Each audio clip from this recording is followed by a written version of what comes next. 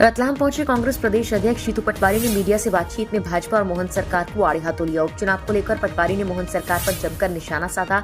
बोले, सीएम जी की सामाजिक मीटिंगों में मुख्यमंत्री जी ने बोला, कुछ भी हो मुझे चुनाव जीता हुआ चाहिए। पटवारी बोले, सीएम का मतलब था कि डाकू भी भेज गोली चलवाई तो उसे नजरअंदाज करना, और वैसा ही हुआ। हमने कांग्रेस ने पहले ही शिकायत की थी, हमने चुनावी आयोग को शिकायत की है, पर हमारी शिकायतों को नजरअंदाज किया। चुनाव आयोग को हमने लिखित शिकायत की, चुनाव आयोग ने लिखित शिकायत में शिवपुर डीएम और एसपी को हटाने का मना बोल दिया। भाजपा षड्यंत्र करके डकैतों के सहारे चुनाव जीतना चाहती है।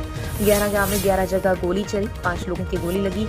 राजस्थान के नामी गुंडे बदमाश हिस्ट्री शीटर को वहां पकड़ा गया। आदिवासी पर अत्याचार हुआ है। वहीं पूर्व सीएम शिवराज सिंह चौहान की खाली हुई बुदनी विधानसभा सीट पर बोले पटवारी, बुदनी विधानसभा सीट के परिणाम भी आश्चर्यजनक होंगे। वहीं महाराष्ट्र में भाजपा नेताओं द्वारा दिए गए बयान, बांटेंगे तो काटेंगे वाले बयान पर बोले, भाजपा नफरत की बैसाखियों पर खड़ी हुई।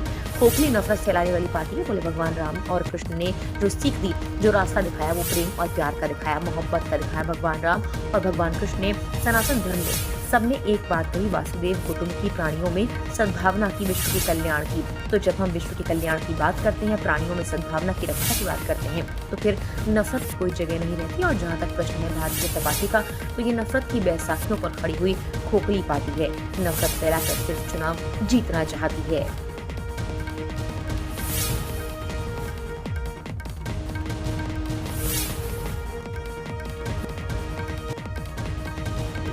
आज मैं कल विजयपुर में था।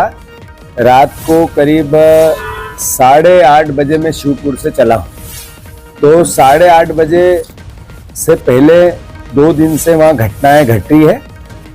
पूरा प्रशासन, कलेक्टर और एसपी दोनों उपचुनाव में भारतीय जनता पार्टी के कार्यकर्ता के रूप में काम कर रहे हैं, और इसकी शिकायत हमने भारत निर्वाचन आयोग और राज्य निर्वाचन आयोग को 3 बार की, लिखित में की। मैंने खुद ने मेरे लेटर पेज पे भी की, पर निर्वाचन आयोग ने संज्ञान में नहीं लेना। एक तरह से दुख का कारण है, और मैं समझता हूँ हमें निराशा हुई।